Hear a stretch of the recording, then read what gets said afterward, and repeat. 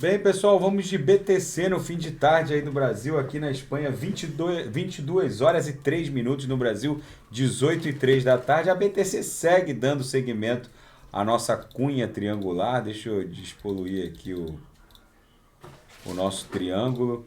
Ela está fazendo, de um modo geral, fundos ascendentes. A agulhada de hoje bateu na mínima 60.050. Aquela grande agulhada do dia 28/10 fez a mínima em 57.820. Paulatinamente ela está perdendo amplitude movimentacional. O corpo real desse candle hoje travou certinho na mediana do canal de Keltner. Na projeção, a linha superior da nuvem de Shimoku segue agressivamente apontada para cima. Os fundamentos que sustentam essa acumulação brutal da BTC não param de me impressionar. Não só o volume do mercado spot está aumentando exponencialmente, mas essa semana em Nova York as NFTs praticamente dominaram os assuntos na cidade. NFTs assumem o controle de Nova York. E uma curiosidade muito interessante é que não só galerias de arte digitais, virtuais, reais. Teve um congresso com 5.500 ingressos vendidos e milhões de dólares em NFTs negociadas, mas o mais interessante é que muitos projetos estão migrando da Ethereum, que foi a criadora do ERC-721, que sustenta as NFTs na rede Ethereum, para a rede Solana, que até proporcionou esse bull run poderosíssimo da Solana, que catapultou ela para a faixa dos 200 e poucos dólares. Mas o problema é a interoperabilidade. A Ethereum, gente, ela goza de uma ampla gama de dApps que fazem a migração da Ethereum para TRX, da Ethereum para a rede Solana. Agora, o contrário, da Solana para outras redes, ainda não há uma gama de dApps capazes de replicar o ERC-721 da rede Ethereum como há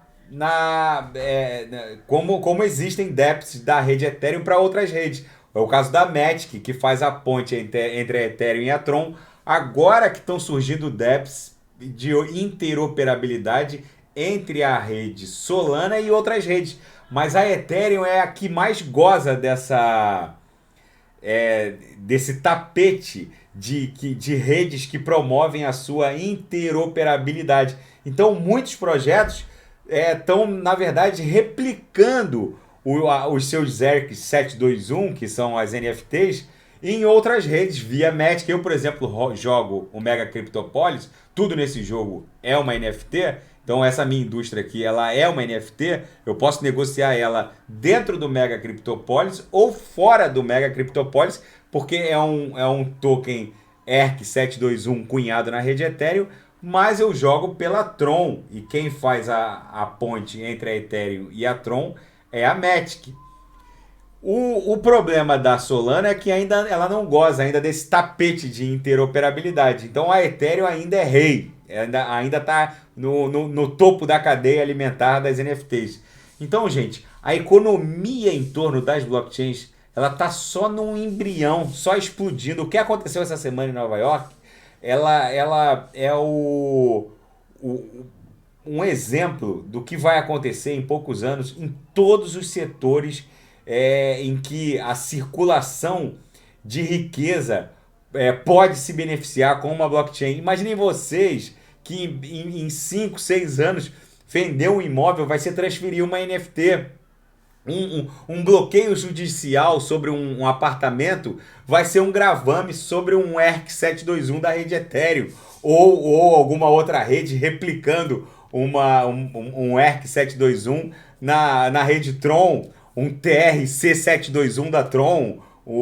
Enfim, não subestimem a revolução que a gente está presenciando nesse momento de forma privilegiada na primeira fila.